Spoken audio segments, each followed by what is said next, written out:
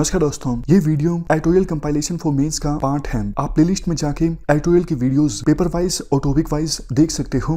और अगर आप दिसंबर 2019 के बाद की वीडियोस को देखना चाहते हो तो वीडियो के नीचे मौजूद ज्वाइन बटन की सहायता से आप मेंबरशिप को ज्वाइन कर सकते हो।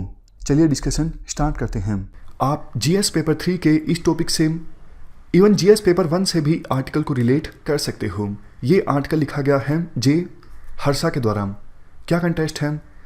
इस साल गर्मियों के सीजन में हमारे देश के बहुत सारे जिलों में पानी की कमी हो गई थी और सरकार को ये लगा अगर जल्द ही कुछ ना किया गया इन जिलों में तो आने वाले सालों में भी ये जो डिस्ट्रिक्ट्स हैं वो पानी की कमी का सामना करेंगे।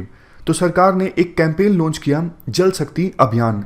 ये कैंपेन खास करके उन जिलों में लॉन्च किया गया जहां पर इस साल गर्मियों के सीजन में पानी की कमी हुई थी। क्या है जल शक्ति अभियान में? जल शक्ति अभियान कैंपेन को देखो 2 फेजेस में लॉन्च किया गया। इस कैंपेन में कोई अलग से फंडिंग का प्रोविजन नहीं किया गया। मेन मकसद इस कैंपेन को लॉन्च करने का यह था कि पानी को कंजर्व करना, इसे एक पीपल मूवमेंट बनाया जाए, यानी लोगों में जागरूकता पैदा की जाए।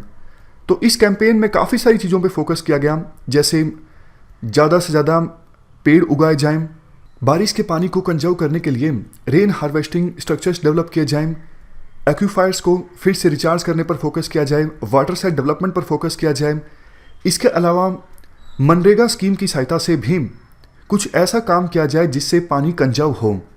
सबसे लास्ट में जो बेस्ट प्रैक्टिसेस हैं, जैसे देखो एक एनजीओ है तरुण भारत संघ, इनके द्वारा अच्छा काम किया गया अलवर राजस्थान में पानी को कंजर्व करने की दिशा में। इवन अन्ना हजारे ने भी अपने गांव रालेगांव सिद्धि महाराष्ट्र में अच्छा काम किया वाटर कंजर्वेशन की दिशा में। इन दोनों प्रोजेक्ट्स में देखो फोकस किया गया बारिश के पानी को कैप्चर किया जाए टैंक्स और तालाब बनाकर, इसके साथ साथ ग्राउंड वाटर को रिचार्ज किया जाए कुएं डेवलप कर। तो देखो ये जो बेस्ट प्रैक्टिसेस हैं, इन बेस्ट प्रैक्टिसेस को देश के दूसरे इलाकों में भी फॉलो किया जाए, खास करके 255 जिलों में जहां पर पानी की कमी रहती है।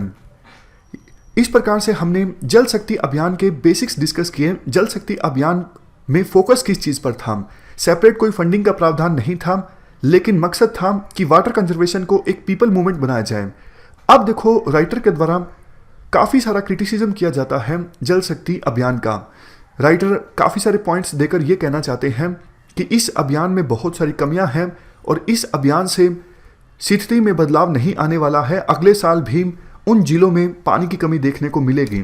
तो एक एक करके हम आर्गुमेंट्स डिस्कस करते हैं जिसके आधार पर राइटर के द्वारा कहा जाता है कि इस अभियान में कमियां हैं।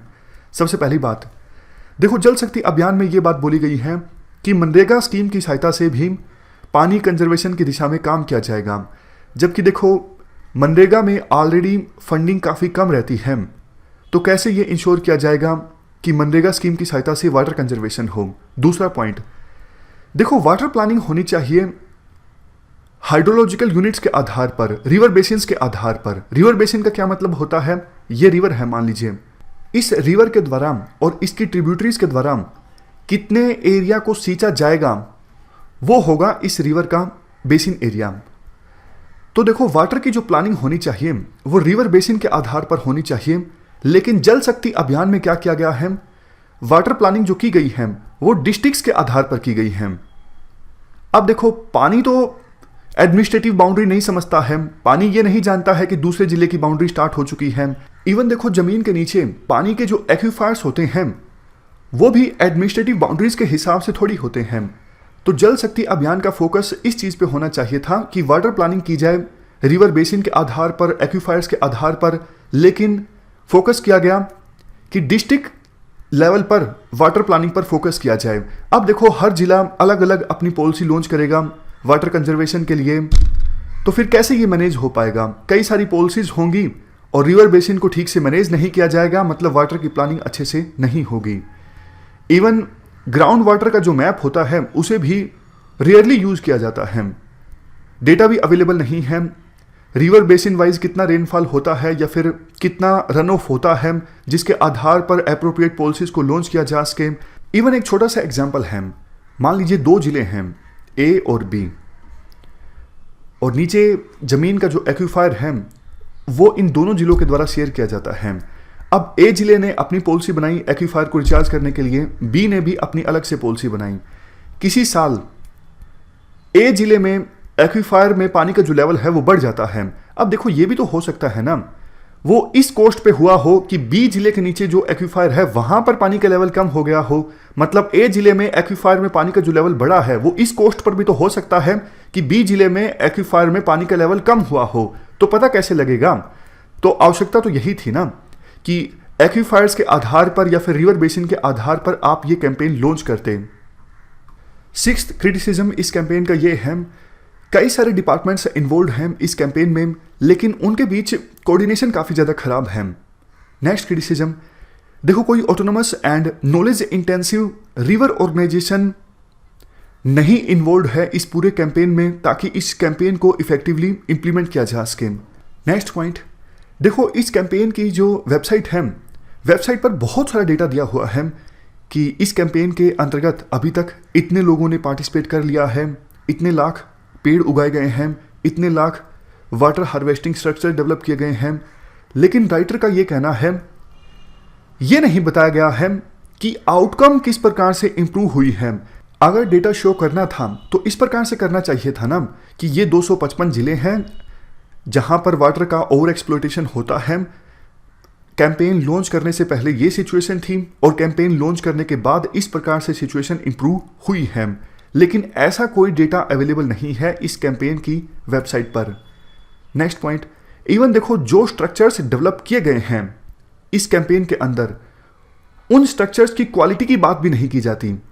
क्या वो स्ट्रक्चर्स जैसे कोई तालाब बना दिया या फिर कुछ और रेन हार्वेस्टिंग स्ट्रक्चर बनाया है, क्या वो अगले साल तक टिक पाएंगे, नहीं टिक पाएंगे, उनकी क्वालिटी कैसी है, इस चीज़ पर फोकस नहीं किया गया है।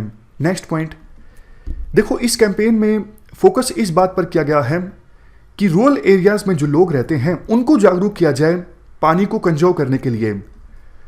एक प्रकार से मान सा लिया गया है कि रूरल एरियाज में जो लोग रहते हैं वो पानी को कंजर्व करने की दिशा में जागरूक नहीं हैं, जबकि देखो हमारे देश में रूरल एरियाज में जो लोग रहते हैं उनके लिए पर कैपिटा वाटर एलोकेशन है 55 लीटर, और दिल्ली बेंगलुरु जैसे जो अर्बन एरियाज हैं वहाँ पे पर कैपिटा वाटर एलोकेशन है 135 से लेके 150 लीटर। मतलब अर्बन एरियाज में रहने वाले लोग ज़्यादा पानी का इस्तेमाल करते हैं, जबकि इस पूरे कैंपेन का जो फोकस है वो रूरल एरियाज में रहने वाले लोगों पर है। Next point, long term solutions पर फोकस नहीं किया गया है इस कैंपेन में। जैसा देखो हमने पिछले पॉइंट में भी डिस्कस किया, जो स्ट्रक्चर्स बनाए गए हैं, फॉर एग्जांपल फार्म बंड बनाया गया है, मतलब खेत में एक मेड़ बनाई गई है, छोटा सा तालाब टाइप का कुछ स्ट्रक्चर बनाया गया है बारिश के पानी को कंजर्व करने के लिए। अब ये अगले साल तक टिक पाएगा नहीं टिक पाएगा पता नहीं, क्योंकि मिट्टी से बना है, ह्यूमन बीइंग्स, एनिमल्स, व्हीकल्स आएंगे जाएंगे, तो गारंटी नहीं ली जा सकती कि कई सारे सीजन्स तक इस प्रकार के जो स्ट्रक्चर हैं वो टिक पाएंगे। तो लॉन्ग टर्म सॉल्यूशन पर फोकस करना चाहिए था इस कैंपेन में। नेक्स्ट पॉइंट, कोई प्रॉपर इंजीनियरिंग सुपरविजन का प्रावधान भी नहीं है। इन स्ट्रक्चर्स का प्रॉपर इंजीनियरिंग सुपरविजन होना चाहिए ताकि टेक्निकली ये जो स्ट्रक्चर्स बनाए गए हैं वो टेक्निकली करेक्ट भी हैं या फिर करेक्ट नहीं हैं। लास्ट पॉइंट, कैंपेन में देखो फार्मर्स को एंकरेज नहीं किया गया है कि वो वाटर इंटेंसिव क्रॉप्स को ना उगाएं ऐसे एरिया में जहां पर पानी की कमी है, जैसे पैडी, शुगरकेन, बनाना। इन फसलों को उगाने में ज़्यादा पानी का यूज़ होता है और कई बार किसान इवन उन इलाकों में भी इन फसलों को उगा लेते हैं जहां पे इतना पानी अवेलेबल नहीं होता। तो फार्मर्स को एंकरेज करना चाहिए था इस कैंपेन में, लेकिन सरकार ने ज़्यादा उत्सुकता नहीं दिखाई।